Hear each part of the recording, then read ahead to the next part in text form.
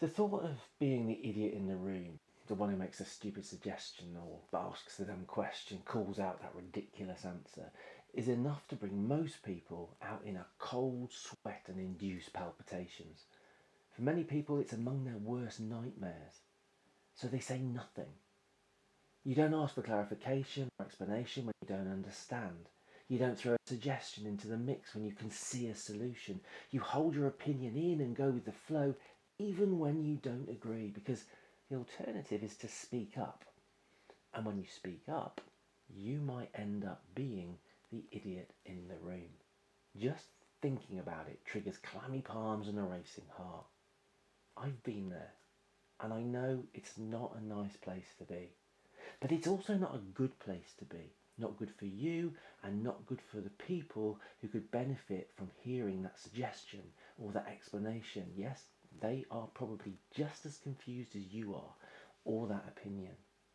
Silence deprives everyone and everything of all you have to offer, and whether you believe it or not, you have a lot to offer.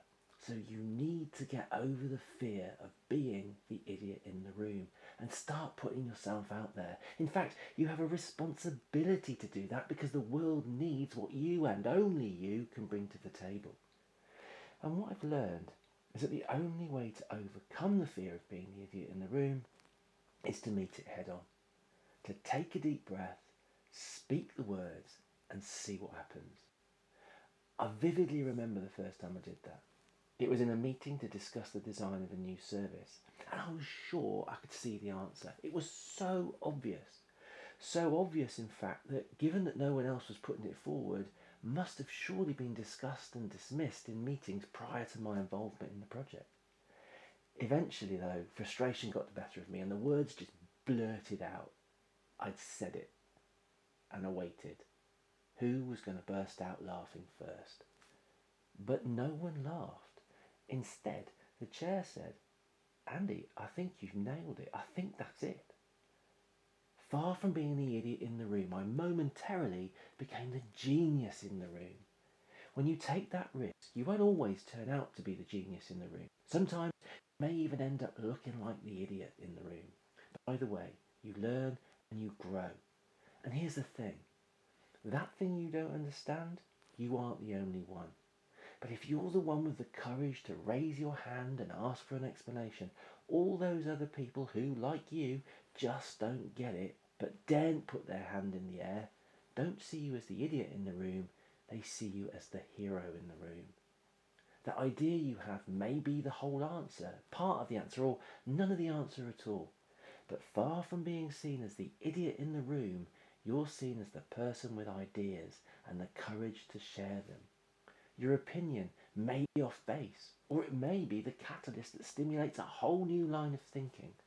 But far from being the idiot in the room, by sharing it, you become the person with a point of view, the person who has something to contribute, who's thoughtful and thought-provoking.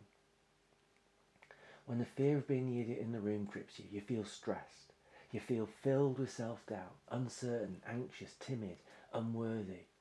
But when you confront that fear and put yourself out there, as hard as that may feel to do, you feel confident, bold, assured, resolute. And your sense of self-worth and your self-esteem skyrocket. And with those feelings carrying you, even when it does turn out that you're the idiot in the room, and it will happen, trust me, I know, you take it in your stride and learn something new. Something that you take with you as you keep moving forward. And you know what? When it does turn out that you're the idiot in the room, it's never as bad as you think it's going to be. So go on, take a risk. Shout out your suggestion, ask your question, share your opinion.